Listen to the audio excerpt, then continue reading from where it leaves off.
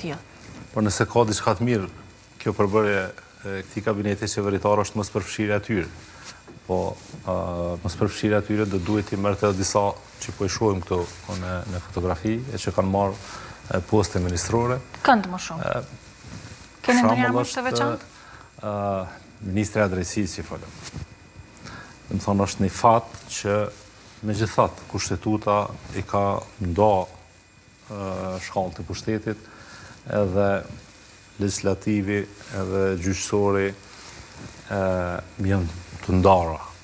edhe ekzekutivi e kështu që po besoj që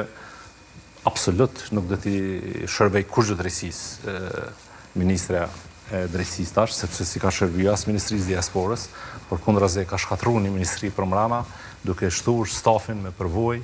duke ndru pozitat sipas tekeve i natave, qoftë politike, qoftë edhe personale, i kalon ambasadat pa staf, i kalon pa nevojat bazike,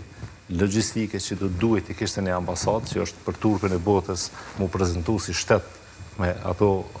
përfaqësi diplomatike që janë për shtete tjera,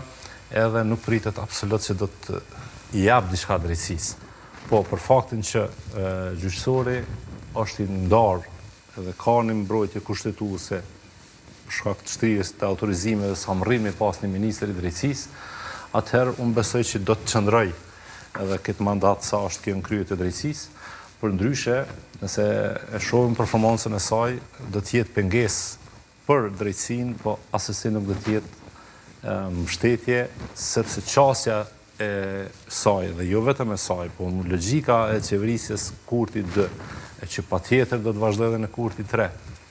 është zatimi, futja nën kontroll edhe diktati se çka duhet bëjnë zyrtarët, e jo